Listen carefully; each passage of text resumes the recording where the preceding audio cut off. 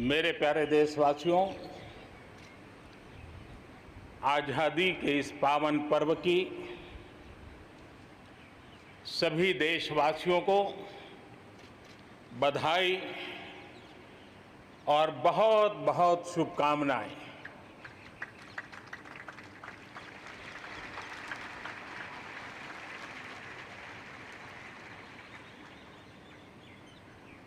आज जो हम स्वतंत्र भारत में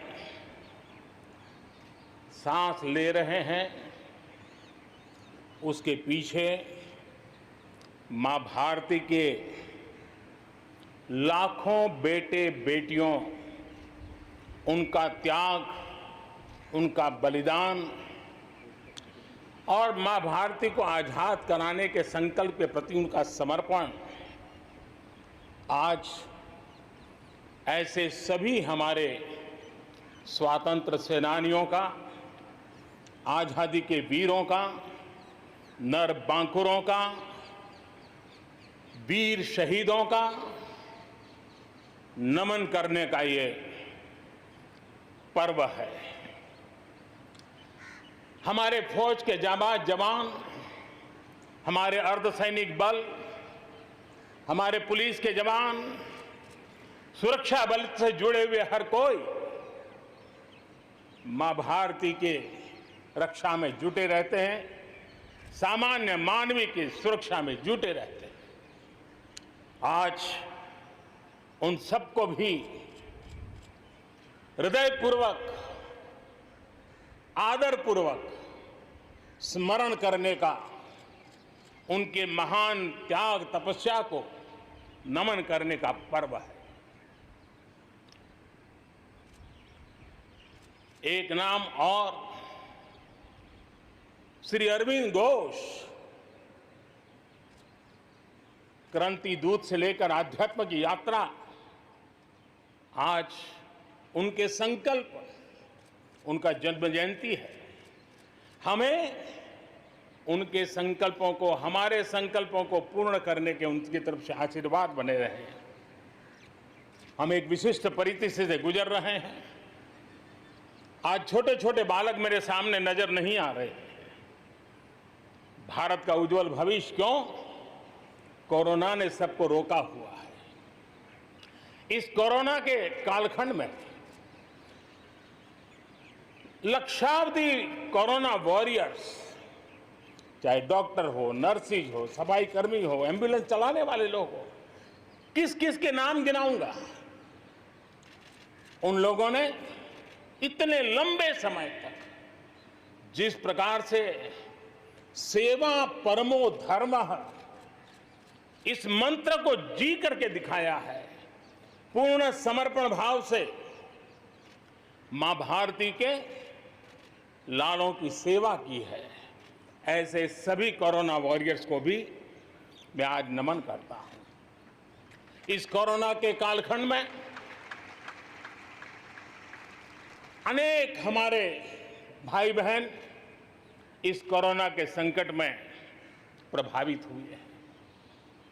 कई परिवार प्रभावित हुए हैं। कईयों ने अपनी जान भी गंवाई है।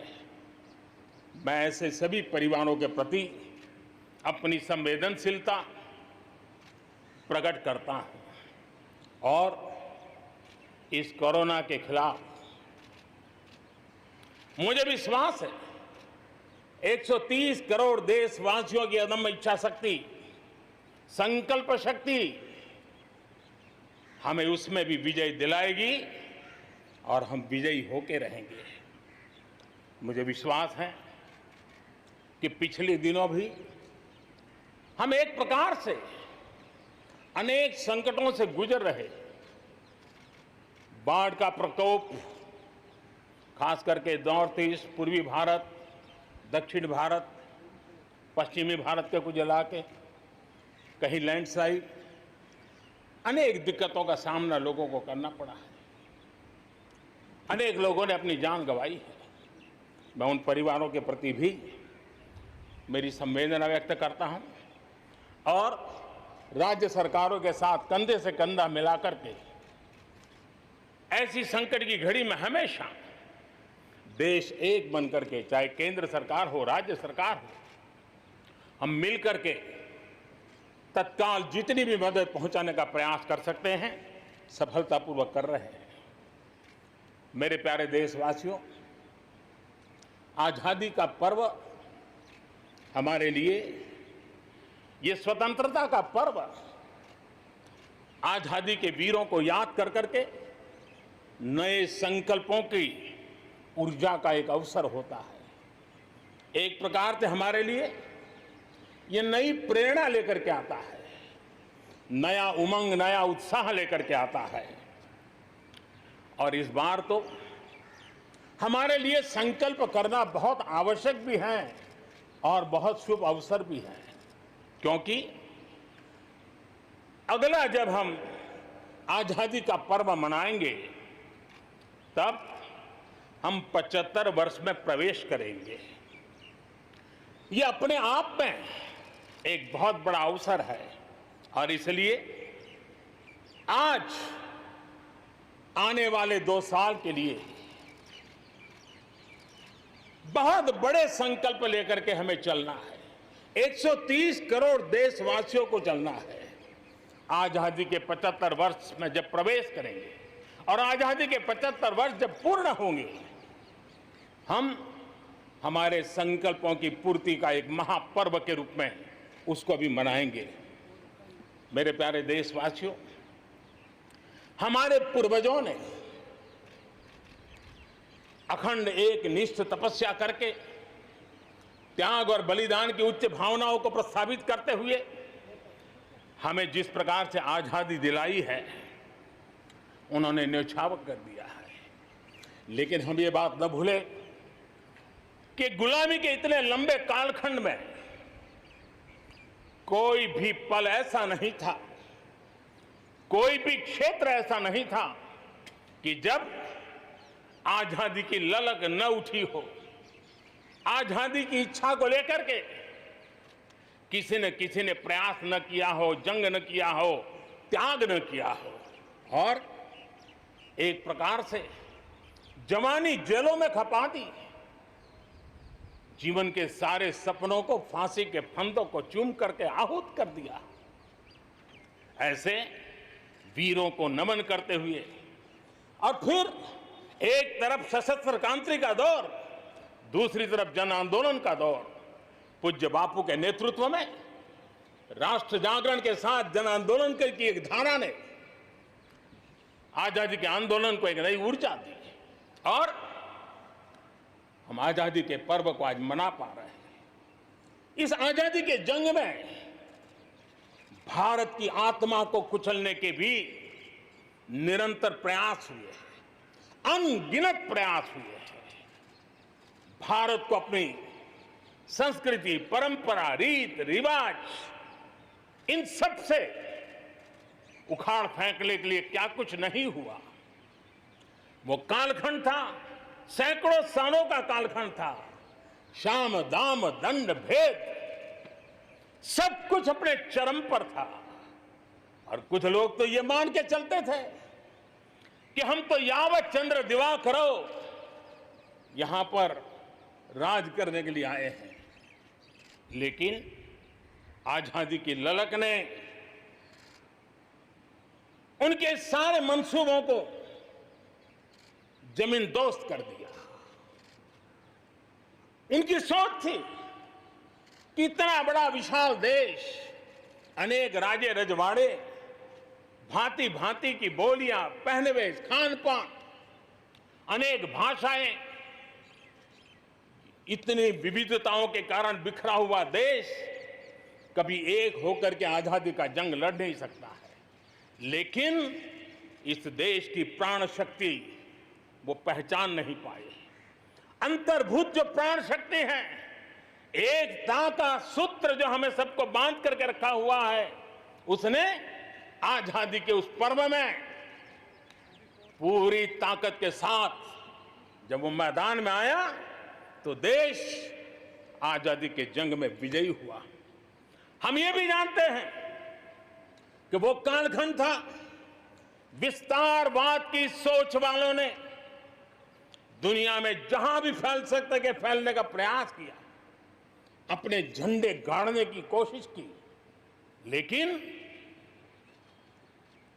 भारत का आजादी का आंदोलन दुनिया के अंदर भी एक प्रेरणा का पुंज बन गया, दिव्य स्तंभ बन गया और दुनिया में भी आजादी की ललक जगी। और जो लोग विस्तारवाद के अंधी दौड़ में लगे हुए थे, अपने झंडे गाड़ने में लगे थे, उन्होंने अपने इस मंसूबों को, विस्तारवाद के मंसूबों को पार करने के लिए दुनिया को दो महाविश्व युद्ध में झोंक दिया, मानवता को तहस नहस कर दिया, जिंदगियां तबाह कर दी, दुनिया को तबाह कर दिया। लेकिन ऐसे कालखंड में भी, युद्ध की विभीषिका के बीच भी भारत ने अपनी आजादी की ललक को नहीं छोड़ा, न कमी आने दी, न नमी आने दी। देश बलिदान करने की जरूरत पड़ी, बलिदान देता रहा, कष्ट झेलने की जरूरत पड़ी, कष्ट झेलता रहा, जन आंदोलन खड़ा करने की जरूरत पड़ी, जन आंदोलन खड़ा करता रहा। और भारत की ये लड़ाई ने दुनिया में आजादी के लिए एक माहौल बना दिया। और भारत की एक शक्ति ने दुनिया में जो बदलाव लाया, विस्तारवाद के लिए चुनौती बन गया भारत। इतिहास इस बात को कभी नकार नहीं सकता है। इतिहास इस बात को नहीं। मेरे प्यारे देशवासियों, आजादी की लड़ाई में पूरे विश्व में भारत ने अपनी एकजुटता की ताकत, अपनी सामूहिकता की ताकत, अपने उज्जवल भविष्य के प्रति अपना संकल्प, समर्पण और प्रेरणा, उस ऊर्जा को लेकर के देश आगे बढ़ता चला गया। मेरे प्यारे देशवासियों, कोरोना वैश्विक महामारी के बीच 130 करोड़ भारतीयों ने संकल्प लिया, संकल्प आत्मनिर्भर बनने का। और आत्मनिर्भर भारत आज हर हिंदुस्तान के मन मस्तिष्क को में छाया हुआ है। आत्मनिर्भर भारत, ये सपना संकल्प में परिवर्तित देख रहे हैं। आत्मनिर्भर भारत ये एक प्रकार से शब्द नहीं, ये आज 130 करोड़ देशवासियों के लिए मंत्र बन गया है। हम जानते हैं, जब मैं आत्मनिर्भर की बात करता हूं, हम में से जो भी 25-30 साल की उम्र से ऊपर होंगे, उन सब ने अपने परिवार में अपने माता पिता या अपने बुजुर्गों से सुना होगा कि भाई बेटे बेटी, अब 20 साल 21 साल के हो गए हो, अब अपने पैरों पे खड़े हो जाओ। 20-21 साल में भी परिवार संतानों से अपने पैरों पर खड़े होने की अपेक्षा करता है। हम तो आजादी के 75 वर्ष के एक कदम दूर है, तब हमारे लिए भी भारत जैसे देश को अपने पैरों पर खड़ा होना अनिवार्य है। आत्मनिर्भर बनना अनिवार्य है।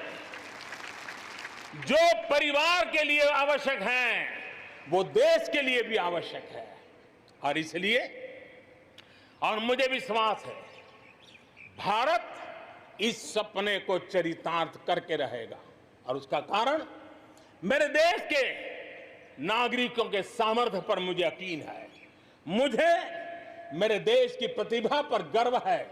मुझे देश के युवाओं में, देश की मातृशक्ति में, हमारी महिलाओं में अप्रतिम सामर्थ्य जो है, उस पर मेरा भरोसा है। मेरा हिंदुस्तान की सोच, हिंदुस्तान का अप्रोच, इस पर विश्वास है। और इतिहास गवाह है कि भारत एक बार ठान लेता है तो भारत करके रहता है।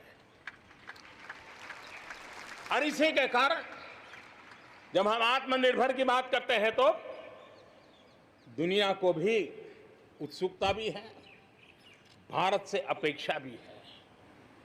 और इसलिए हमें उस अपेक्षा को पूर्ण करने के लिए अपने आप को योग्य बनाना बहुत आवश्यक है। हमें अपने आप को तैयार करना बहुत आवश्यक है। भारत के चिंतन में भारत जैसे विशाल देश, भारत युवा शक्ति से भरा हुआ देश, आत्मनिर्भर भारत की पहली शर्त होती है आत्मविश्वास से भरा हुआ भारत। उसकी यही नींव होती है और यही विकास को नई गति, नई ऊर्जा देने का सामर्थ्य रहती है। भारत विश्व एक परिवार के संस्कारों से पला बड़ा हुआ है। अगर वेद कहते थे वसुधैव कुटुंबकम, तो विनोबा जी कहते थे जय जगत। और इसलिए हमारे लिए विश्व एक परिवार है और इसलिए आर्थिक विकास भी हो, लेकिन साथ साथ मानव और मानवता का भी केंद्र स्थान होना चाहिए, इसका महत्व होना चाहिए। उसी को लेकर के हम चलते हैं। आज दुनिया इंटरकनेक्टेड है, आज दुनिया इंटरडिपेंडेंट है और इसलिए समय की मांग है कि विश्व अर्थव्यवस्था में भारत जैसे विशाल देश का योगदान बढ़ना चाहिए। विश्व कल्याण के लिए भी ये भारत का कर्तव्य है और भारत को अपना योगदान बढ़ाना है तो भारत को स्वयं को सशक्त होना होगा, भारत को आत्मनिर्भर होना होगा।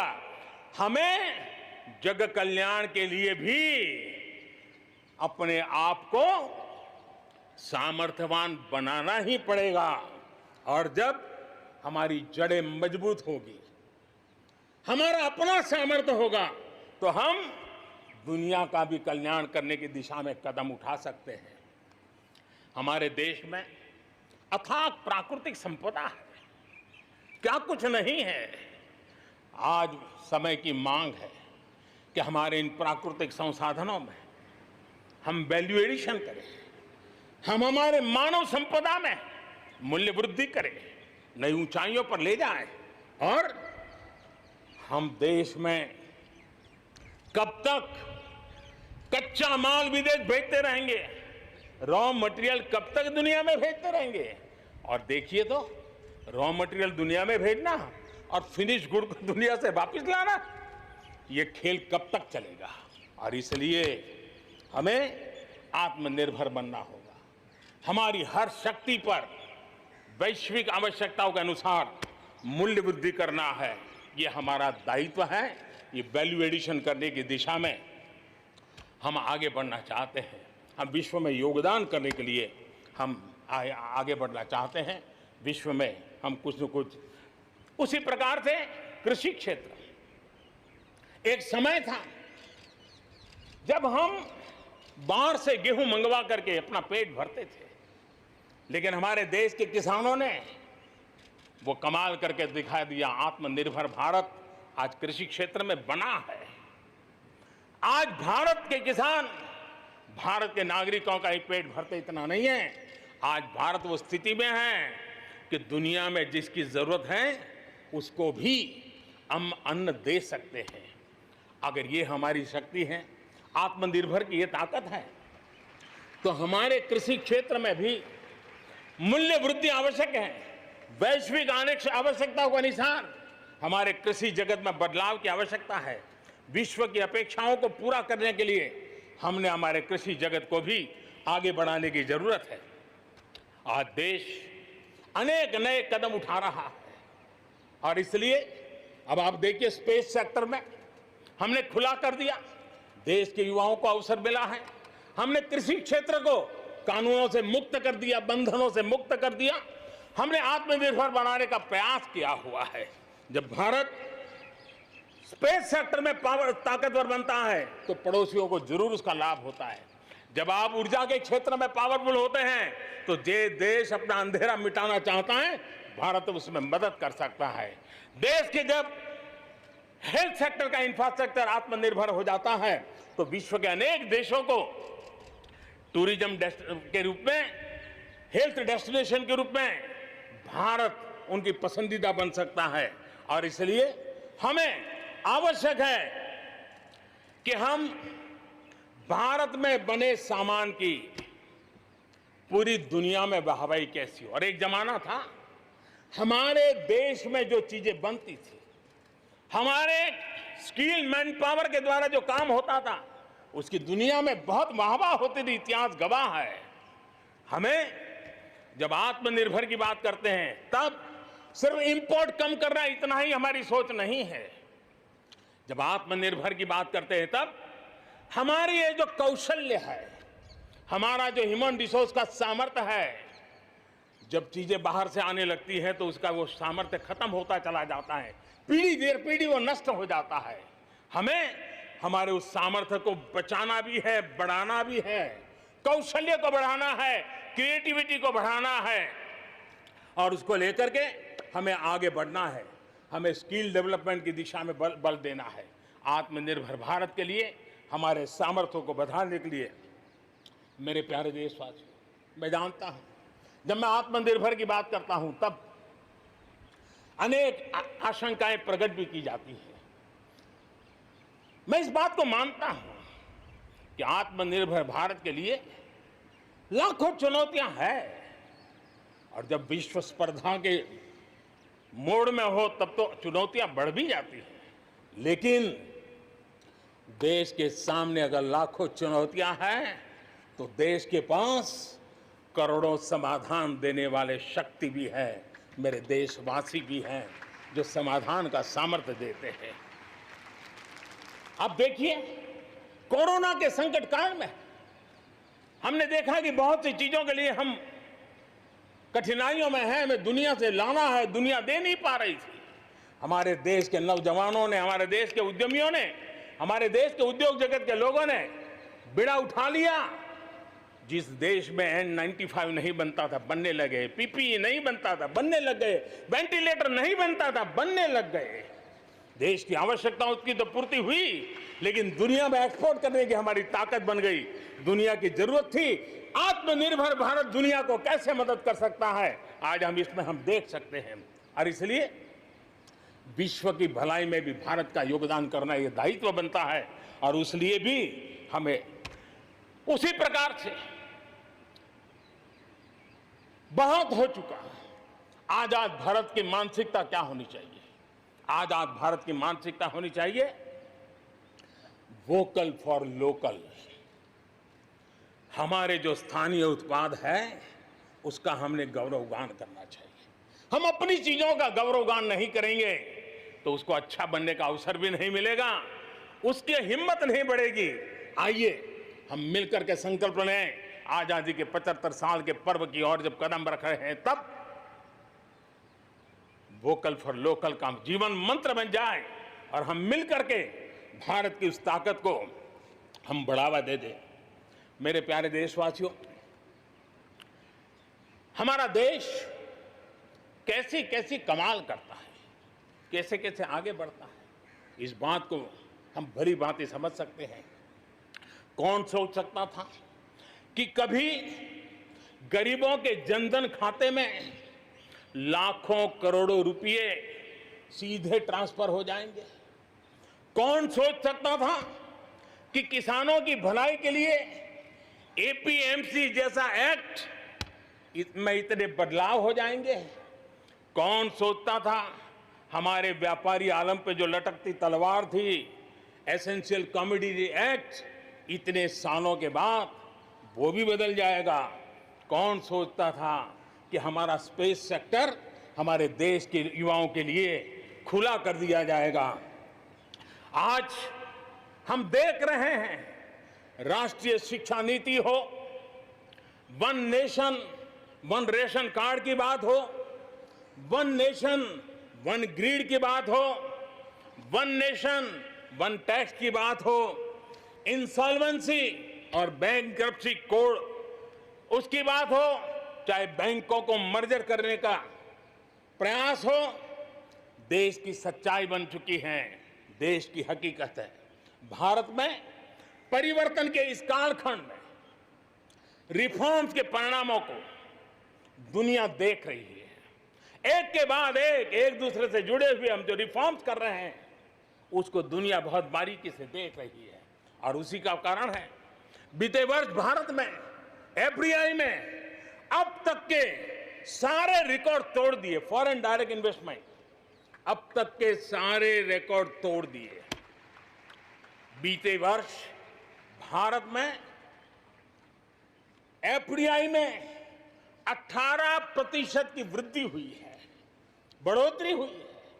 और इसलिए कोरोना काल में भी दुनिया की बड़ी बड़ी कंपनियां भारत की ओर रुख ले रही हैं। ये विश्वास ऐसे ही पैदा नहीं हुआ है, ऐसे ही दुनिया मोहित नहीं हुई है। इसके लिए भारत ने अपनी नीतियों पर, भारत ने अपने लोकतंत्र पर, भारत ने अपनी अर्थव्यवस्था की बुनियाद की मजबूती पर जो काम किए हैं उसने ये विश्वास जगाया है। दुनिया भर के अनेक बिजनेस भारत को सप्लाई चेन के केंद्र के रूप में आज देख रहे हैं। अब हमें मेक इन इंडिया के साथ साथ मेक फॉर वर्ल्ड ये मंत्र को लेकर के भी हमें आगे बढ़ना है। 130 करोड़ देशवासियों का सामर्थ्य जब एक ही समय में, जरा याद कीजिए पिछले कुछ दिन, और 130 करोड़ देशवासियों के सामर्थ्य के लिए गर्व कीजिए। कोरोना के इस महाकालखंड में एक तरफ चक्रवात, पूरब में भी चक्रवात, पश्चिम में भी चक्रवात, बिजली गिरने से अनेक लोगों की मौत की खबरें, कहीं पर बार बार भूस्खलन की घटनाएं, छोटे मोटे भूकंप के झटके। इतना कम था तो हमारे किसानों के लिए टिड्डी दल की आपत्तियां आई। न जाने एक साथ एक के बाद एक मुसीबतों का अंबार लग गया। लेकिन उसके बावजूद भी देश जरा भी अपना विश्वास नहीं खोया। देश आत्मविश्वास के साथ आगे बढ़ता जाया गया।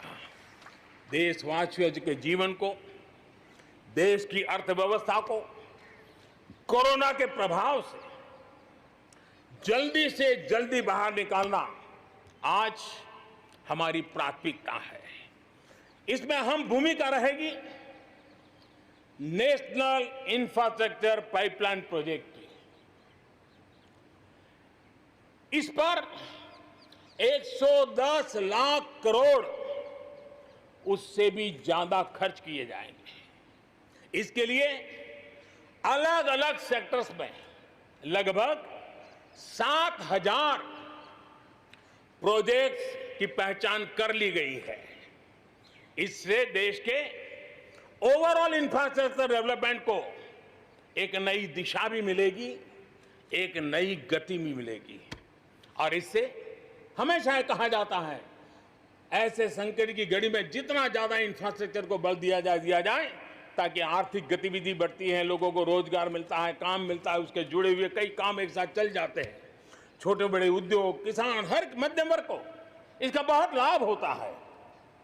और आज मैं एक बात स्मरण करना चाहता हूं, जब अटल बिहारी वाजपेयी हमारे देश के प्रधानमंत्री थे, तब उन्होंने स्वर्णिम चतुर्भुज की एक बहुत बड़ी दूरगामी असर पैदा करने वाली योजना को प्रारंभ किया था और देश के रोड नेटवर्क के इंफ्रास्ट्रक्चर को नेक्स्ट जनरेशन पर ले गए थे। आज भी वो स्वर्णिम चतुर्भुज की तरफ देश बड़े गर्व से देख रहा है। हाँ, हमारा हिंदुस्तान बदल रहा है, देख रहा है। मेरे प्यारे देशवासियों, अटल जी ने अपने समय में एक काम किया, लेकिन अब हमें उसे आगे ले जाना है, हमें नई ओर ले जाना है। और अब हम साइलोज में नहीं चल सकते। हम इंफ्रास्ट्रक्चर को, रोड का रोड वाला काम करेगा, रेल का रेल में चला जाएगा, न रेल का रोड से संबंध, न रोड का रेल से संबंध, न एयरपोर्ट का पोर्ट से संबंध, न पोर्ट का एयरपोर्ट से संबंध, न रेलवे स्टेशन का बस से संबंध, बस स्टेशन से संबंध, न बस स्टेशन का रेलवे। ऐसी स्थिति नहीं चले। अब हमें सारा इंफ्रास्ट्रक्चर एक कॉम्प्रिहेंसिव हो, इंटीग्रेटेड हो, एक दूसरे के पूरक हो। रेल से रोड पूरक हो, रोड से सी पोर्ट पूरक हो, सी पोर्ट से पोर्ट पूरक हो। ये हमें एक नए सदी के लिए हमें मल्टी मॉडल कनेक्टिविटी इंफ्रास्ट्रक्चर इसको जोड़ने के लिए हम अब आगे बढ़ रहे हैं और ये एक नया आयाम होगा। बहुत बड़ा सपना लेकर के इस पर काम शुरू किया है और मुझे विश्वास है ये साइलोस को खत्म करके हमारे इस सारी व्यवस्था को एक नई ताकत देंगे। इसके साथ साथ हमारे समुद्री तट, विश्व व्यापार में समुद्री तटों का अपना बहुत महत्व होता है। जब हम पोर्ट लेड डेवलपमेंट को लेकर के चले हैं तब हम आने वाले दिनों में समुद्री तट के पूरे हिस्से में 4 लेन रोड बनाने की दिशा में एक आधुनिक इंफ्रास्ट्रक्चर के लिए हम काम करेंगे। मेरे प्यारे देशवासियों, हमारे यहाँ शास्त्रों में एक बहुत बड़ी बात और बड़ी महत्वपूर्ण बात कही गई है। हमारे यहाँ शास्त्रों में कहा गया है, सामर्थ्य मूलम स्वातंत्रम, सामर्थ्य मूलम स्वातंत्रम, श्रम मूलम च वैभवम, श्रम मूलम च वैभवम। यानी किसी समाज की, किसी भी राष्ट्र की आजादी का स्रोत उसका सामर्थ्य होता है और उसके वैभव, उन्नति, प्रगति का स्रोत उसकी श्रम शक्ति है। और इसलिए सामान्य नागरिक, शहर हो या गांव, उसकी मेहनत का कोई मुकाबला नहीं है। मेहनत का समाज को जब सुविधाएं मिलती है, जीवन का संघर्ष, रोजमर्रा की मुसीबतें कम होती है, तो उसकी ऊर्जा, उसकी शक्ति बहुत खिल उठती है, बड़े कमाल करके देती है। बीते 6 वर्षों में देश के मेहनत कश नागरिकों का जीवन बेहतर बनाने के लिए अनेक विविध कामों का सिलसिला चलाया गया है, अनेक अभियान चलाए गए हैं। आप देखिए, बैंक खाता हो, पक्के घर की बात हो, इतनी बड़ी मात्रा में शौचालय बनाने हो, हर घर में बिजली कनेक्शन पहुंचाना हो, माताओं बहनों को धुएं से मुक्त करने के लिए गैस का कनेक्शन देना हो, गरीब से गरीब को बीमा सुरक्षा देने का प्रयास हो, 5 लाख रुपए तक अच्छे से अच्छे अस्पताल में मुफ्त इलाज कराने के लिए आयुष्मान भारत योजना हो, राशन की दुकानों को टेक्नोलॉजी जोड़ने की बात हो, हर गरीब, हर व्यक्ति बिना किसी भेदभाव के पूरी पारदर्शिता के साथ उसको लाभ पहुंचाने में पिछले 6 साल ने बहुत अच्छी तरह प्रगति की है। कोरोना के संकट में भी इन व्यवस्थाओं में बहुत मदद मिली है।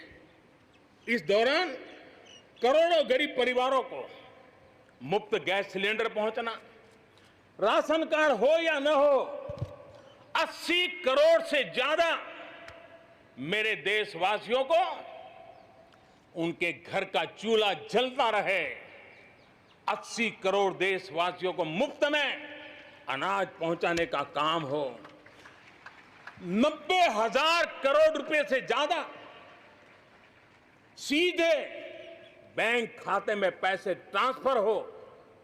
कुछ वर्ष पहले तो सोच भी नहीं सकते थे, कल्पना ही नहीं कर सकते थे कि दिल्ली 1 रुपया से 1 रुपया निकले और 100 के 100 पैसे गरीब के खाते में जमा हो जाए। ये पहले कभी सोचा भी नहीं जा सकता है। अपने ही गांव में रोजगार के लिए गरीब कल्याण रोजगार अभियान शुरू किया गया है। श्रमिक साथी खुद को रिस्किल करे, अपस्किल करे, इस पर विश्वास करते हुए, श्रम शक्ति पे भरोसा करते हुए, गांव के संसाधनों पर भरोसा करते हुए हम वोकल फॉर लोकल को बल देते हुए रीस्किल, अपस्किल के द्वारा हम हमारे देश की श्रम शक्ति को, हमारे गरीबों को एम्पावर करने की दिशा में हम काम कर रहे हैं। शहर में हमारे जो श्रमिक हैं, क्योंकि आर्थिक गतिविधि का केंद्र शहर है, गांव से लोग दूर दूर से शहरों में आते हैं। स्ट्रीट वेंडर्स हो, रेडी पटरी वाले लोग हो, आज बैंकों से उनको सीधा पैसा देने की योजना चल रही है लाखों लोगों ने इतने कम समय में कोरोना के कालखंड में इसका फायदा उठाया है। अब उनको कहीं से ज्यादा ब्याज से खानगी स्तर पर पैसे लेने की जरूरत नहीं पड़ेगी, बैंक से वो अधिकार से अपने पैसे ले पाएगा। उसी प्रकार से जब शहर में हमारे श्रमिक आते हैं, उनको रहने की अगर अच्छी सुविधा मिल जाए तो उनकी कार्य क्षमता में भी बहुत बढ़ोतरी होती है। और इसी बात को ध्यान में रखते हुए शहर के अंदर उनके लिए हमने आवास की व्यवस्था की एक बहुत बड़ी योजना बनाई है, ताकि शहर के अंदर जब श्रमिक आएगा तो वो अपने काम के लिए मुक्त मन से पूरे विश्वास के साथ आगे बढ़ पड़ेंगे। मेरे प्यारे देशवासियों, ये भी सही है कि विकास की इस यात्रा में भी हमने देखा है जैसे समाज जीवन में कुछ तबके पीछे रह जाते हैं, गरीबी से बाहर निकल नहीं पाते हैं, वैसे राष्ट्र जीवन में भी कुछ क्षेत्र होते हैं, कुछ भूभाग होते हैं, कुछ इलाके होते हैं जो पीछे रह जाते हैं। आत्मनिर्भर भारत बनाने के लिए हमारे लिए संतुलित विकास बहुत आवश्यक है और हमने 110 से ज्यादा आकांक्षी जिले आइडेंटिफाई किए हैं। उन 110 जिले जो एवरेज से भी पीछे हैं, उनको राज्य की और राष्ट्र की एवरेज तक ले आना है। सभी पैरामीटर में लेता है। वहां के लोगों को बेहतर शिक्षा मिले, वहां के लोगों को बेहतर स्वास्थ्य सुविधाएं मिले, वहां के लोगों को रोजगार के स्थानीय अवसर पैदा हो, और उसके लिए लगातार हमने इन 110 जिले जो हमारी विकास यात्रा में कहीं पीछे छूट गए हैं, उनको आगे ले जाने के लिए प्रयास कर रहे हैं। मेरे प्यारे देशवासियों, आत्मनिर्भर भारत की अहम प्राथमिकता आत्मनिर्भर कृषि और आत्मनिर्भर किसान, और इसको हम कभी भी नजरअंदाज नहीं कर सकते हैं। किसान को पिछले दिनों हमने देखा है, एक के बाद एक रिफॉर्म आजादी के इतने सालों के बाद किए गए हैं। किसान को तमाम बंधनों से मुक्त करना हो, वो काम हमने कर दिया है। आप सोच नहीं सकते होंगे, हमारे देश में आप अगर साबुन बनाते हैं, हिंदुस्तान के कोने में जाके साबुन बेच सकते हैं। आप अगर कपड़ा बनाते हैं, हिंदुस्तान के किसी कोने में जाके कपड़ा बेच सकते हैं। आप चीनी बनाएं, आप चीनी बेच सकते हैं। लेकिन मेरा किसान, बहुत लोगों को पता नहीं होगा, मेरे देश का किसान जो उत्पादन करता था, न वो अपनी मर्जी से बेच सकता था, न अपनी मर्जी से जहां बेचना चाहता था वहां बेच सकता था। उसके लिए जो दायरा तय किया था वहीं बेचना पड़ता था। उस सारे बंधनों को हमने खत्म कर दिया है। अब हिंदुस्तान का किसान उस आजादी की सांस को ले पाएगा, ताकि वो हिंदुस्तान के किसी में भी, दुनिया के किसी भी कोने में अपना माल बेचना चाहता है, वो अपने टर्म्स पर बेच पाएगा। इस बात को हमने किसान की आय को बढ़ाने के लिए अनेक वैकल्पिक चीजों को भी बल दिया है। उसके किसानी में इनपुट कॉस्ट कैसे कम हो, सोलार पंप, उसको डीजल पंप से मुक्ति कैसे दिला दे, अन्नदाता ऊर्जादाता कैसे बने, मधुमक्खी पालन हो, फिशरीज हो, पोल्ट्री हो, ऐसे अनेक चीजें उसके साथ जुड़ जाएं, ताकि उसकी आय दोगुना हो जाए। उस दिशा में हम लगातार काम कर रहे हैं। आज समय की मांग है, हमारा कृषि क्षेत्र आधुनिक बने, मूल्य वृद्धि हो, वैल्यू एडिशन हो, फूड प्रोसेसिंग हो, पैकेजिंग की व्यवस्था हो, उसको संभालने की व्यवस्था हो, और इसलिए अच्छे इंफ्रास्ट्रक्चर की जरूरत है। आपने देखा होगा इस कोरोना कालखंड में ही पिछले दिनों 1 लाख करोड़ रुपया एग्रीकल्चर इंफ्रास्ट्रक्चर के लिए भारत की सरकार ने आवंटित किए हैं, और इंफ्रास्ट्रक्चर जो किसानों की भलाई के लिए होगा, और इसके कारण किसान अपना मूल्य भी प्राप्त कर सकेगा, दुनिया के बाजार में बेच भी पाएगा, विश्व बाजार में उसकी पहुंच बढ़ेगी। आज हमने ग्रामीण उद्योगों को मजबूत करने की जरूरत है। ग्रामीण क्षेत्रों में विशिष्ट प्रकार से आर्थिक क्लस्टर बनाने जाएंगे। कृषि और गैर कृषि उद्योगों को गांव के अंदर एक जाल बनाई जाएगी, और उसके कारण उसके साथ साथ किसानों के लिए जो नई एफपीओ हमने बनाने का, किसान उत्पादक संघ बनाने का जो हमने कोशिश की है, वो अपने आप में एक बहुत बड़ा इकोनॉमिकल एम्पावरमेंट का काम करेगा। भाइयों बहनों, मैंने पिछली बार यहां पर जल जीवन मिशन की घोषणा की थी। आज उसको 1 साल हो रहा है। मैं आज गर्व से कह सकता हूं कि जो हमने सपना लिया है कि पीने का शुद्ध जल, नल से जल हमारे देशवासियों को मिलना चाहिए। स्वास्थ्य की समस्याओं का समाधान भी शुद्ध पीने के जल से जुड़ा हुआ होता है। अर्थव्यवस्था में भी उसका बहुत बड़ा योगदान होता है और उसको लेकर के जल जीवन मिशन शुरू किया। आज मुझे संतोष है कि प्रतिदिन हम 1 लाख से ज्यादा घरों में, हर दिन 1 लाख से ज्यादा घरों में जल पहुंचा रहे हैं, पाइप से जल पहुंचा रहे हैं। और पिछले 1 साल में 2 करोड़ परिवारों तक हम जल पहुंचाने में यशस्वी हुए हैं। और विशेष करके जंगलों में दूर दूर रहने वाले हमारे आदिवासियों के घरों तक ये पहुंचाने का काम, बड़ा अभियान चला है। और मुझे खुशी है कि आज जल जीवन मिशन ने देश में एक तंदुरुस्त स्पर्धा का माहौल बनाया है। जिले जिले के बीच में तंदुरुस्त स्पर्धा हो रही है, नगर नगर के बीच में तंदुरुस्त स्पर्धा हो रही है, राज्य राज्य के बीच में तंदुरुस्त स्पर्धा हो रही है। हर किसी को लग रहा है कि प्रधानमंत्री का जल जीवन मिशन का जो सपना है उसको हम जल्दी से जल्दी अपने क्षेत्र में पूरा करेंगे। कोऑपरेटिव कॉम्पिटिटिव फेडरलिज्म को एक नई ताकत इस जल जीवन मिशन के साथ जुड़ गई है और उसके साथ भी हम आगे बढ़ रहे हैं। मेरे प्यारे देशवासियों, चाहे हमारा कृषि का क्षेत्र हो, चाहे हमारे लघु उद्योगों का क्षेत्र हो, चाहे हमारे नौकरी पेशा करने वाले समाज के लोग हो, ये करीब करीब सभी लोग एक प्रकार से भारत का मध्यम वर्गीय बहुत बड़ा संपुट है। और मध्यम वर्ग से निकले हुए प्रोफेशनल्स आज दुनिया में अपना डंका जमा रहे हैं।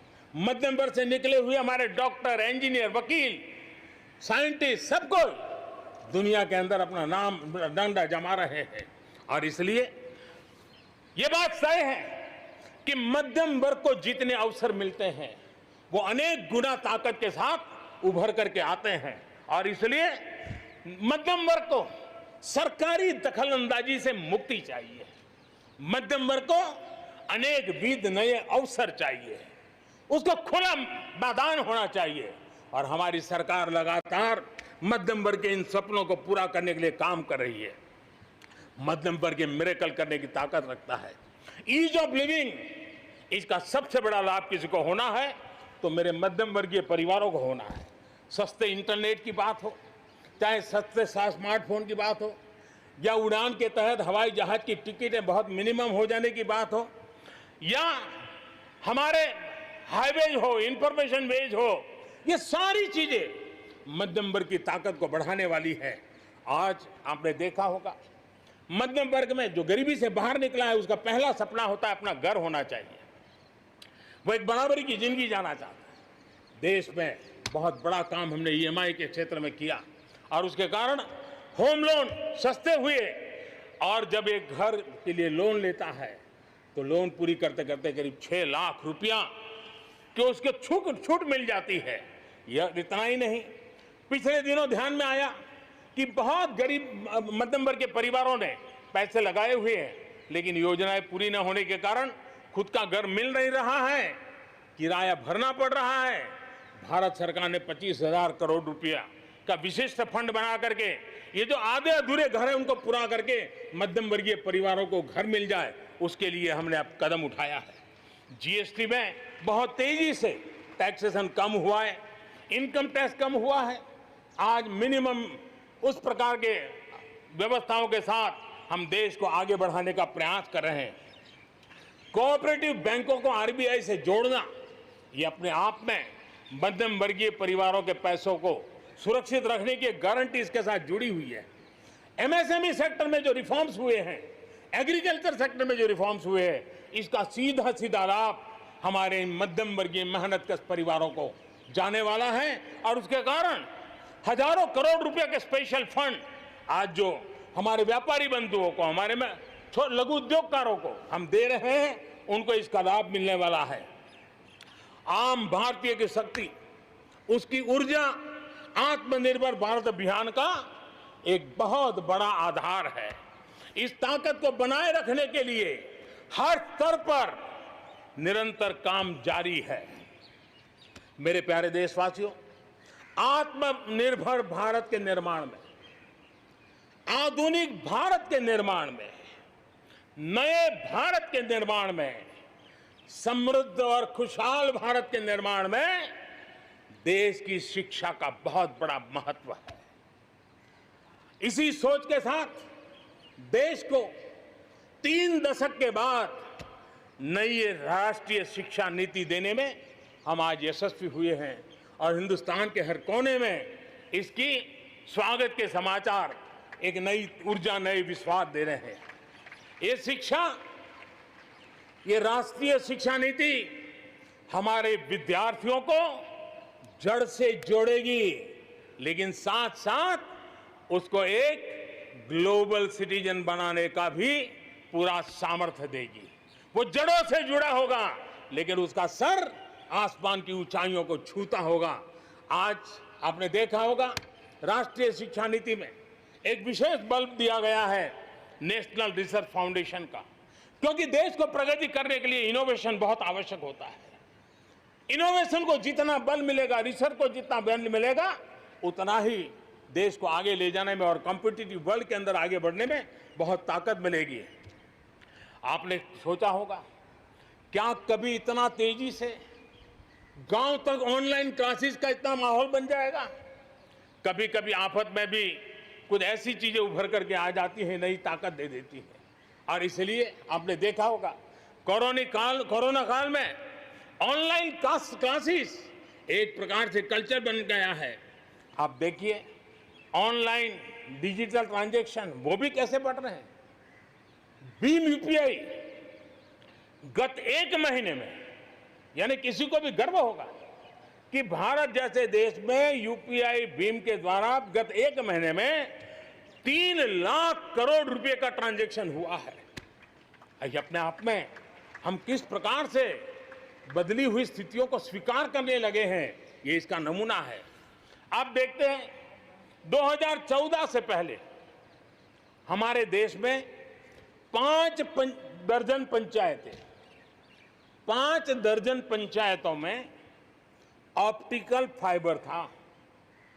गत 5 वर्ष में 1.5 लाख ग्राम पंचायतों तक ऑप्टिकल फाइबर नेटवर्क पहुंच चुका है, जो आज इतना मदद कर रहा है।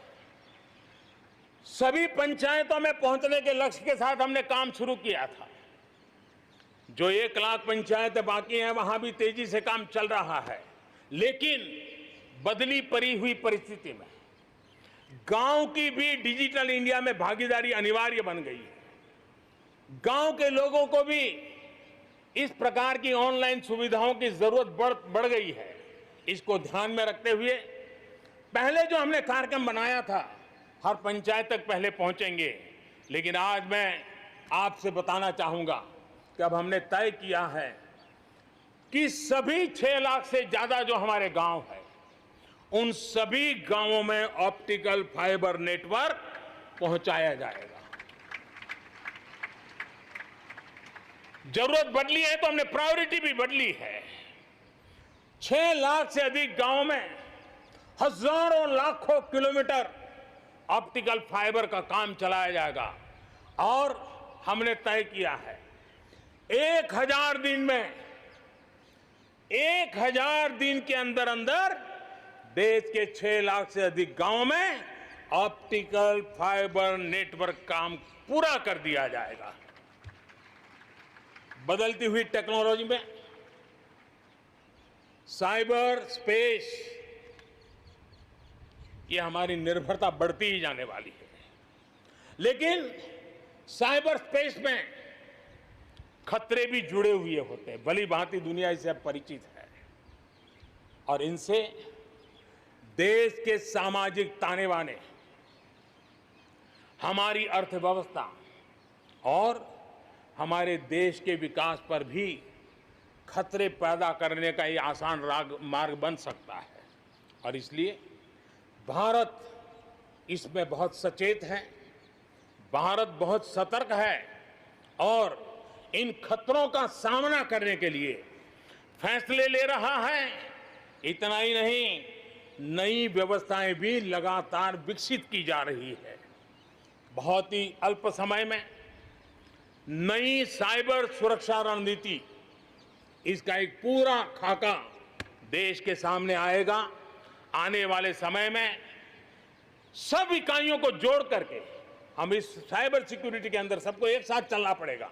उसके लिए आगे बढ़ने की रणनीति बनाएंगे। मेरे प्यारे देशवासियों, भारत में महिला शक्ति को जब जब भी अवसर मिले उन्होंने देश का नाम रोशन किया, देश को मजबूती दी है। महिलाओं को स्वरोजगार और रोजगार के समान अवसर देने के लिए आज देश प्रतिबद्ध है।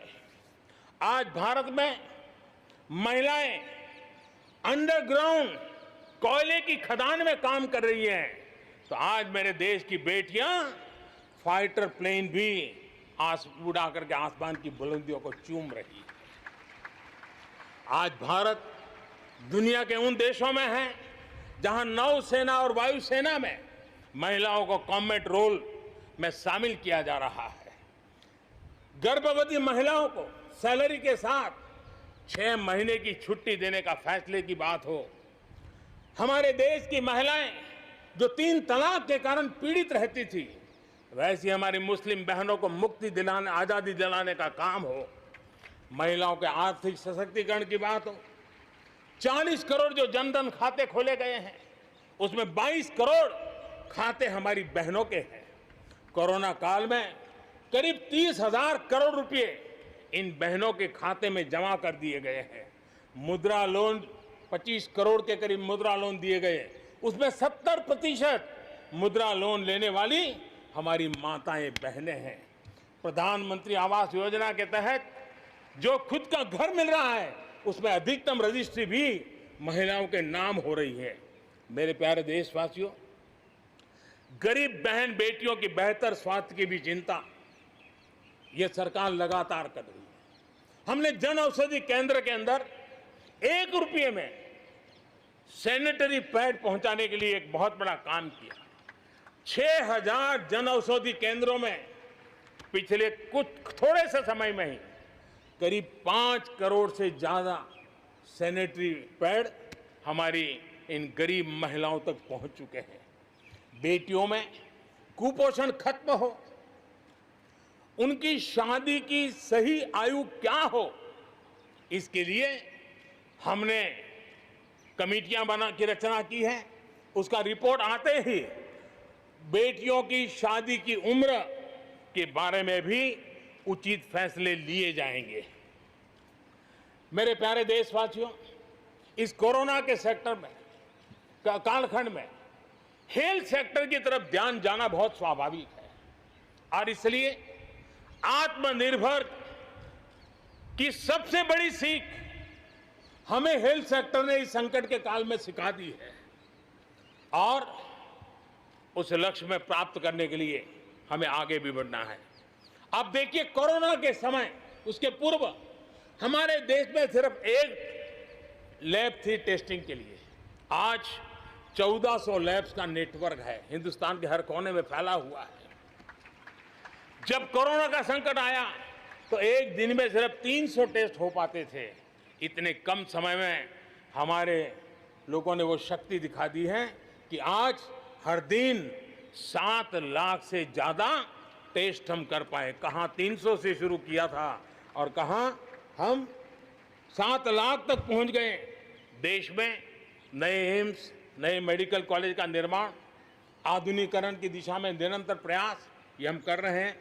5 साल में MBBS, MD में 45,000 से ज्यादा स्टूडेंट्स के लिए सीटों की बढ़ोतरी की गई है।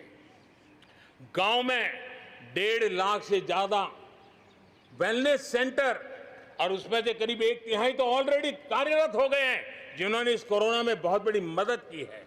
कोरोना के काल में वेलनेस सेंटर्स की भूमिका ने गांव की बहुत बड़ी मदद की है। हेल्थ सेक्टर में आज से एक बहुत बड़ा अभियान शुरू होने जा रहा है, और उसमें टेक्नोलॉजी का भी बहुत बड़ा रोल रहेगा। आज से national digital health mission, national digital health mission उसका भी आरंभ किया जा रहा है। भारत के हेल्थ सेक्टर में ये एक नई क्रांति ले आएगा। इलाज में आने वाली परेशानियां कम करने के लिए टेक्नोलॉजी का बहुत सुविचारित रूप से उपयोग होगा। प्रत्येक भारतीय को हेल्थ आईडी दी जाएगी। ये हेल्थ आईडी प्रत्येक भारतीय के स्वास्थ्य खाते की तरह काम करेगी। आपके हर टेस्ट, हर बीमारी, आपको किस डॉक्टर के पास कौन सी दवा ली थी, उनका क्या डायग्नोसिस था, कब दी थी, आपकी रिपोर्ट क्या थी, ये सारी जानकारी इस एक हेल्थ आईडी में आपको समाहित की जाएगी। डॉक्टर से अपॉइंटमेंट हो, पैसा जमा करना हो, अस्पताल में पर्ची बनवाने की भागदौड़ हो, तमाम दिक्कतें नेशनल डिजिटल हेल्थ मिशन के माध्यम से अनेक मुसीबतों से मुक्ति मिलेगी और उत्तम स्वास्थ्य के लिए हमारा कोई भी नागरिक सही फैसले कर पाएगा। ये व्यवस्था उससे होने वाली है। मेरे प्यारे देशवासियों, जब भी अब कोरोना की बात आती है तो एक बात स्वाभाविक है, हर किसी के मन में सवाल है, कोरोना की वैक्सीन कब तैयार होगी? ये सवाल हर एक के मन में है, पूरी दुनिया में है। मैं आज देशवासियों को कहना चाहूंगा, देश के हमारे वैज्ञानिकों की प्रतिभा एक ऋषि मुनि की तरह लेबोरेटरी में जी जान से जुटे हुए हैं, अखंड एक निष्ठ तपस्या कर रहे हैं, बड़ी कड़ी मेहनत कर रहे हैं। और भारत में एक नहीं, दो नहीं,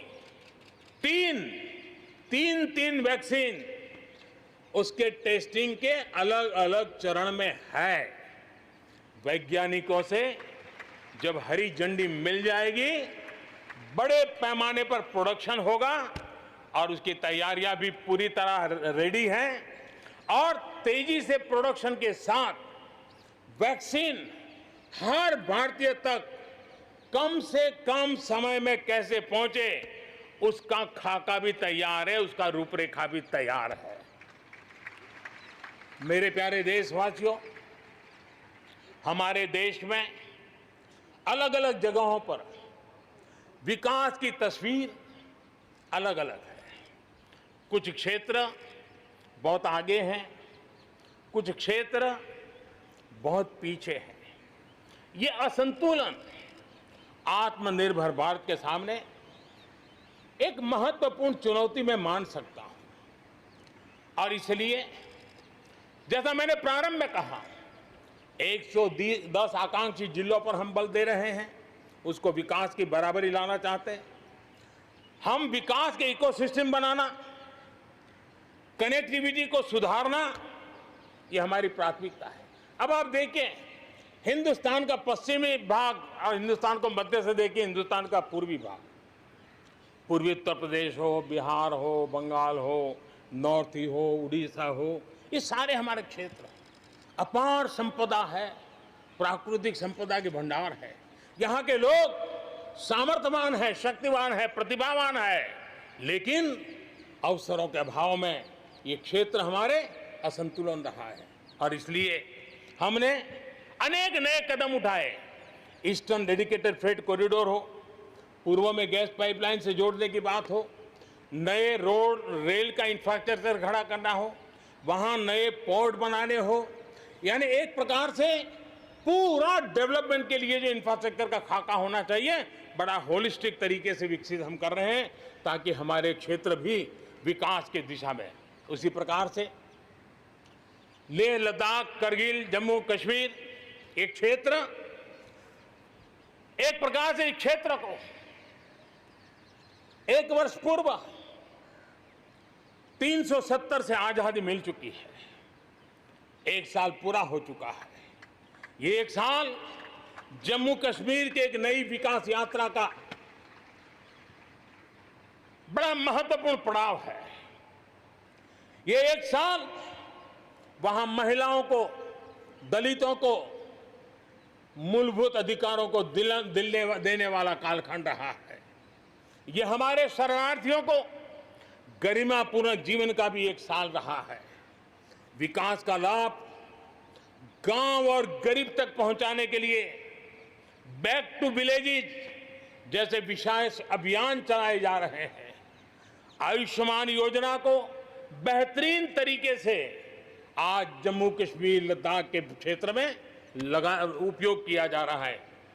मेरे प्यारे देशवासियों, लोकतंत्र की मजबूती, लोकतंत्र की सच्ची ताकत हमारी चुनी हुई स्थानीय इकाइयों में है।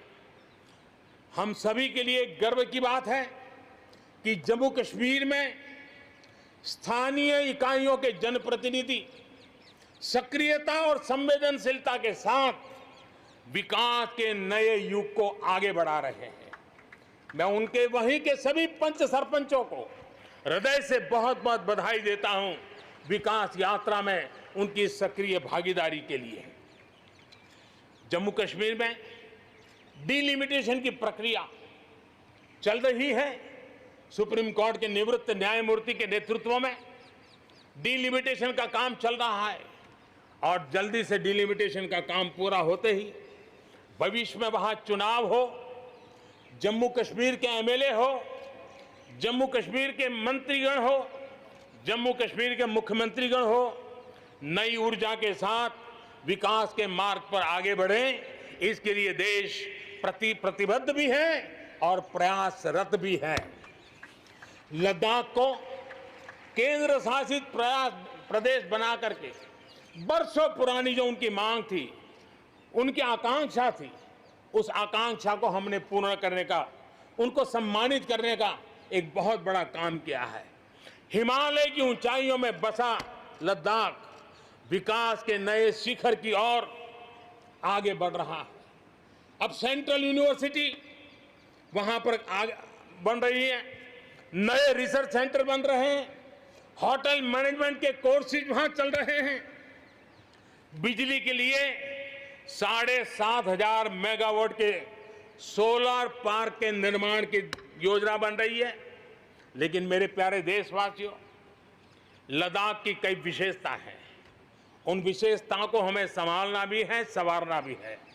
और जैसे सिक्किम ने, हमारे नॉर्थ ईस्ट में सिक्किम ने अपनी एक ऑर्गेनिक स्टेट की पहचान बनाई है, वैसे ही लद्दाख, लेह, करगिल, ये पूरा क्षेत्र हमारे देश के लिए कार्बन न्यूट्रल इकाई के रूप में उसकी पहचान बना सकता है। और इसके लिए भारत सरकार वहां के नागरिकों के साथ मिलकर के एक नमूना रूप, प्रेरणा रूप कार्बन न्यूट्रल और वो भी विकास का मॉडल, वहां की आवश्यकताओं की पूर्ति वाला मॉडल, उस दिशा में हम आगे बढ़ रहे हैं। मेरे प्यारे देशवासियों, भारत ने दिखाया है कि पर्यावरण के साथ संतुलन रखते हुए भी तेज विकास संभव है। आज भारत वन वर्ल्ड, वन सन, वन ग्रिड के विजन्स के साथ पूरी दुनिया में को खास करके सूर्य ऊर्जा के क्षेत्र में प्रेरित कर रहा है। रिन्यूएबल एनर्जी के उत्पादन के मामले में आज भारत दुनिया के 5 टॉप देशों में अपनी जगह बना चुका है। प्रदूषण के समाधान को लेकर भारत सजग भी है और भारत सक्रिय भी है। स्वच्छ भारत अभियान हो, धुआं मुक्त रसोई गैस की व्यवस्था हो, एलईडी बल्ब का अभियान हो, सीएनजी आधारित ट्रांसपोर्टेशन की व्यवस्था हो, इलेक्ट्रिक मोबिलिटी के लिए प्रयास हो, हम कोई कसर नहीं छोड़ रहे हैं। पेट्रोल से प्रदूषण को कम करने के लिए इथेनॉल उत्पादन उसको बढ़ाने पर और उसके इस्तेमाल पर बल दिया जा रहा है। 5 साल पहले हमारे देश के अंदर इथेनॉल की क्या स्थिति थी? 5 साल पहले हमारे देश में 40 करोड़ लीटर उत्पादन होता था।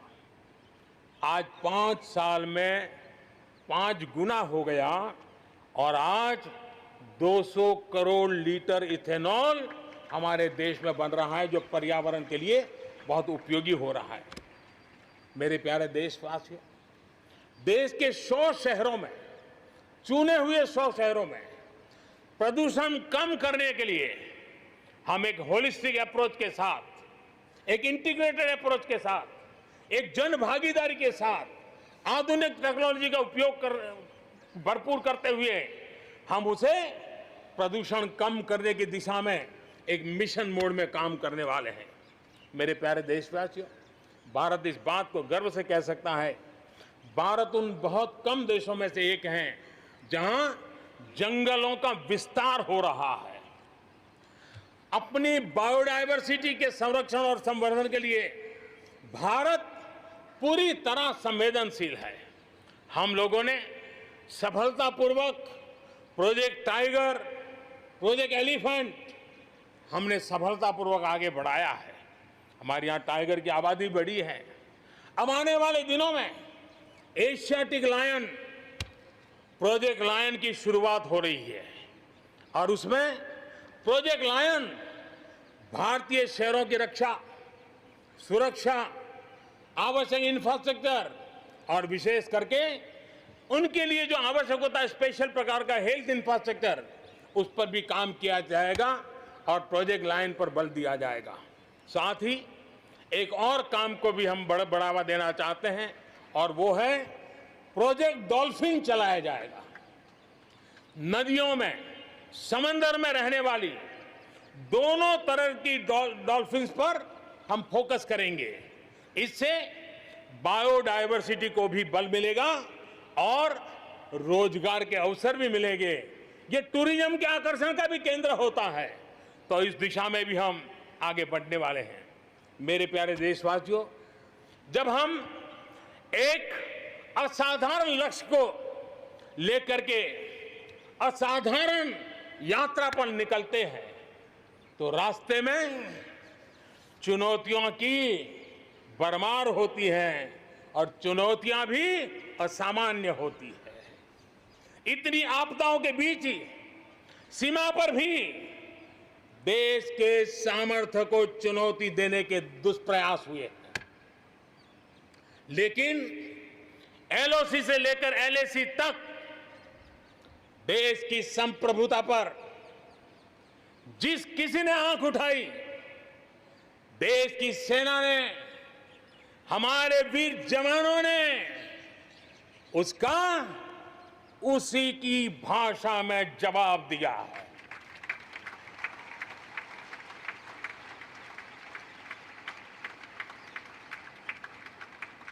भारत की संप्रभुता की रक्षा के लिए पूरा देश एक जोश से भरा हुआ है, संकल्प से प्रेरित है और सामर्थ्य पर अटूट श्रद्धा के साथ आगे बढ़ रहा है। इस संकल्प के लिए हमारे वीर जवान क्या कर सकते हैं, देश क्या कर सकता है,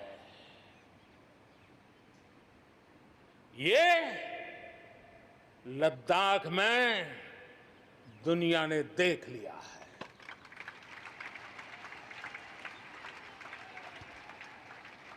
मैं आज मातृभूमि पर न्योछावर उन सभी वीर जवानों को लाल किले की प्राचीर से आदरपूर्वक नमन करता हूं। आतंकवाद हो या विस्तारवाद, भारत आज डटकर मुकाबला कर रहा है। आज दुनिया पर का भारत पर विश्वास और मजबूत हुआ है। पिछले दिनों संयुक्त राष्ट्र सुरक्षा परिषद के अस्थायी सदस्य के रूप में 192 में से 192 में से 184 देखो सो कहोगा, भारत को समर्थन मिलना ये हमारे हर हिंदुस्तानी के लिए गर्व दिलाता है। विश्व में हमने कैसी अपनी पहुंच बनाई है, उसका ये उदाहरण है। और ये तभी संभव होता है जब भारत खुद मजबूत हो, भारत सशक्त हो, भारत सुरक्षित हो। इसी सोच के साथ आज अनेक मोर्चों पर काम किया जा रहा है। मेरे प्यारे देशवासियों, हमारे पड़ोसी देशों के साथ, चाहे वो हमसे जमीन से जुड़े हो या समंदर से, अपने संबंधों का हम सुरक्षा, विकास और विश्वास की साझेदारी के साथ जोड़ रहे हैं। भारत का लगातार प्रयास है कि अपने पड़ोसी देशों के साथ हम अपने सदियों पुराने सांस्कृतिक, आर्थिक और सामाजिक रिश्तों को और गहराई दें। दक्षिण एशिया में दुनिया की 1/4 जनसंख्या रहती है। हम संयोग और सहभागिता से इतनी बड़ी जनसंख्या के विकास और समृद्धि की अनगिनत संभावनाएं पैदा कर सकते हैं। इस क्षेत्र के देशों के सभी नेताओं की इस विशाल जनसमूह के विकास और प्रगति के लिए बहुत बड़ी जिम्मेदारी है, एक अहम जिम्मेदारी है। उसे निभाने के लिए दक्षिण एशिया के इन सभी क्षेत्र के सभी लोगों को, राजनेताओं को, शासकों को, बुद्धिजीवियों को भी मैं आह्वान करता हूं, इस पूरे क्षेत्र में जितनी शांति होगी, जितना सौहार्द होगा, उतनी ही ये मानवता के काम आएगी, मानवता के हित में होगा। पूरी दुनिया का हित इसमें समाहित है। आज पड़ोसी सिर्फ वो ही नहीं है जिनसे हमारी भौगोलिक सीमाएं मिलती है, बल्कि वे भी हैं जिनसे हमारे दिल मिलते हैं। जहां रिश्तों में समरसता होती है, मेलजोल रहता है। मुझे खुशी है कि बीते कुछ समय में भारत ने एक्सटेंडेड नेबरहुड के सभी देशों के साथ अपने संबंधों को और मजबूत किया है। पश्चिम एशिया के देशों से हमारे राजनीतिक, आर्थिक और मानवीय संबंधों की प्रगति में कई गुना तेजी आई है। विश्वास अनेक गुना बढ़ गया है। इन देशों के साथ हमारे आर्थिक संबंध, खासकर ऊर्जा क्षेत्र में भागीदारी बहुत महत्वपूर्ण है। इनसे कई देशों में, इन सभी देशों में, ज्यादातर देशों में बहुत बड़ी संख्या में हमारे भारतीय भाई बहन काम कर रहे हैं। जिस प्रकार इन देशों ने कोरोना के संकट के समय भारतीयों की मदद की, भारत सरकार के अनुरोध का सम्मान किया, उसके लिए भारत उन सभी देशों का आभारी है और मैं अपना आभार प्रकट करना चाहता हूं। इस प्रकार हमारे पूर्व के आसियान देश, जो हमारे मैरीटाइम पड़ोसी भी हैं, वो भी हमारे लिए बहुत विशेष महत्व रखते हैं। इनके साथ भारत का हजारों वर्ष पुराना धार्मिक और सांस्कृतिक संबंध है। बौद्ध धर्म की परंपराएं हमें उनसे जोड़ती है। आज भारत इन देशों के साथ सिर्फ सुरक्षा क्षेत्र में नहीं, बल्कि समुद्री संपदा के क्षेत्र में भी सहयोग बढ़ा रहा है। मेरे प्यारे देशवासियों, भारत के जितने प्रयास शांति और सौहार्द के लिए है, उतनी ही प्रतिबद्धता अपनी सुरक्षा और अपनी सेनाओं को सशक्त करने के लिए भी है। रक्षा उत्पादन में आत्मनिर्भर भारत के लिए बड़े कदम उठाए गए हैं। हाल ही में 100 से ज्यादा सैन्य उपकरणों के आयात पर हमने रोक लगा दी है। मिसाइलों से लेकर के हल्के युद्धक हेलीकॉप्टरों तक, असॉल्ट राइफल से लेकर ट्रांसपोर्ट एयरक्राफ्ट तक सभी मेक इन इंडिया हो गए। अपना तेजस भी अपनी तेजी और अपनी ताकत दिखाने के लिए आधुनिक जरूरतों के हिसाब से तैयार हो रहा है। देश की सुरक्षा में हमारे बॉर्डर और कोस्टल इंफ्रास्ट्रक्चर की बहुत बड़ी भूमिका है। आज हिमालय की चोटियां हो या हिंद महासागर के द्वीप, हर दिशा में कनेक्टिविटी के विस्तार पर जोर दिया जा रहा है। लद्दाख से लेकर के अरुणाचल प्रदेश तक बड़े पैमाने पर हमारे देश की सुरक्षा को ध्यान में रखते हुए नई सड़कें तैयार की गई हैं। देश में, मेरे प्यारे देशवासियों, हमारा इतना बड़ा समुद्र तट है, लेकिन साथ साथ हमारे पास 1300 से ज्यादा आइलैंड्स हैं। कुछ चुनिंदा आइलैंड के महत्व को देखते हुए तेजी से विकसित करने पर हम आगे बढ़ रहे हैं। आपने देखा होगा, पिछले सप्ताह 5 दिन पहले अंडमान निकोबार में submarine optical fibre cable project का लोकार्पण हुआ।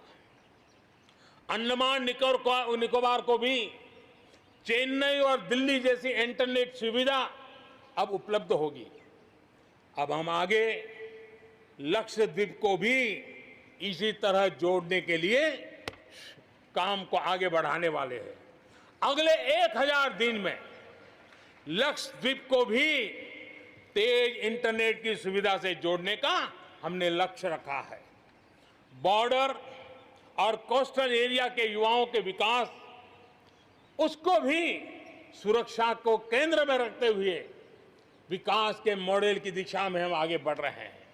और उसमें एक कदम, एक बड़ा अभियान हम शुरू कर रहे हैं। हमारे जो बॉर्डर इलाके हैं, हमारे जो कोस्टल इलाके हैं, वहां के करीब 173 डिस्ट्रिक्ट हैं जो किसी न किसी देश की सीमा या समुद्री तट से जुड़े हुए हैं। आने वाले दिनों में एनसीसी का विस्तार उन बॉर्डर डिस्ट्रिक्ट के नौजवानों के लिए किया जाएगा। बॉर्डर एरिया के कैडेट्स को हम करीब 1 लाख नए एनसीसी के कैडेट तैयार करेंगे और उसमें 1/3 हमारी बेटियां हो, ये भी प्रयास रहेगा।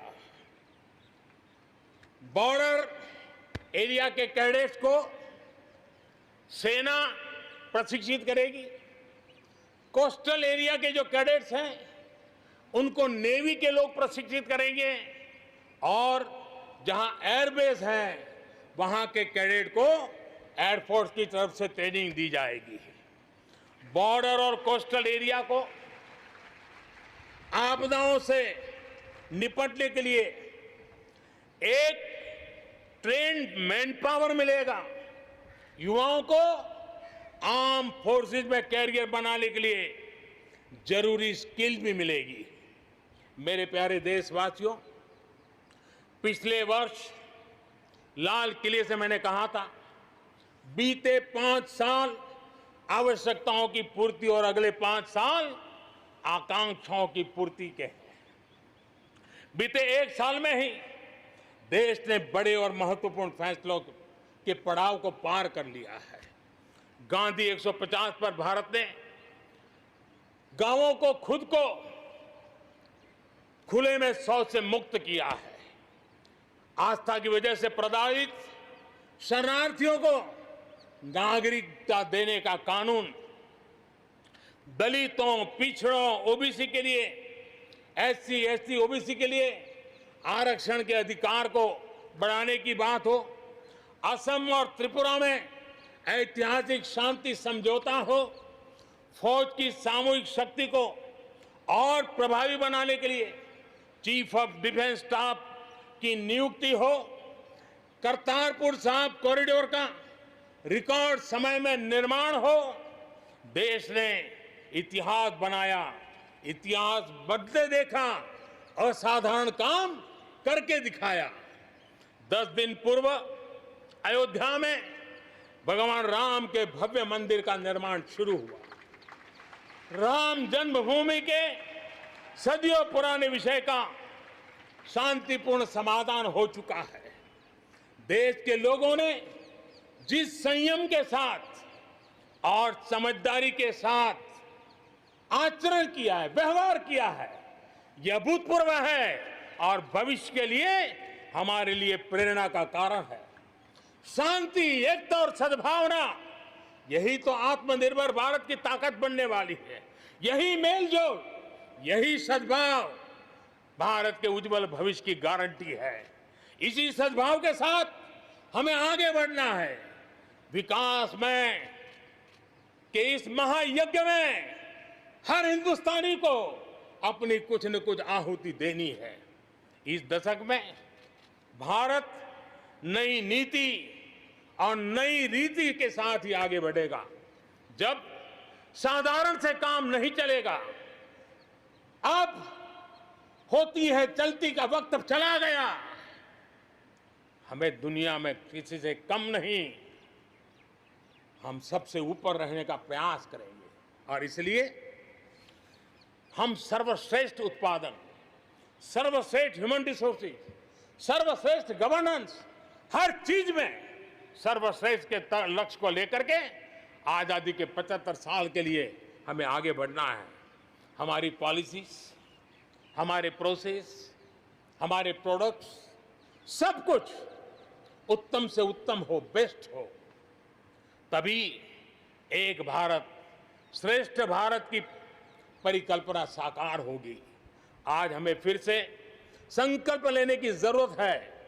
ये संकल्प आजादी के लिए बलिदान देने वालों के सपनों को पूरा करने का हो।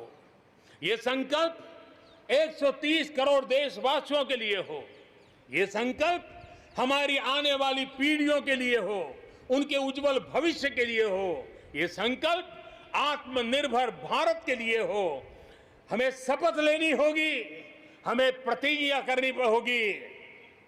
हम आयात को कम से कम करने की दिशा में योगदान करेंगे।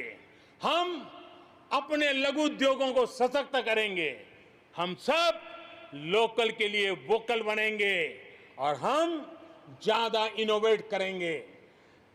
हम एम्पावर करेंगे अपने युवाओं को, महिलाओं को, आदिवासियों को, दिव्यांगों को, दलितों को, गरीबों को, गांव को, पिछड़ों को, हर किसी को।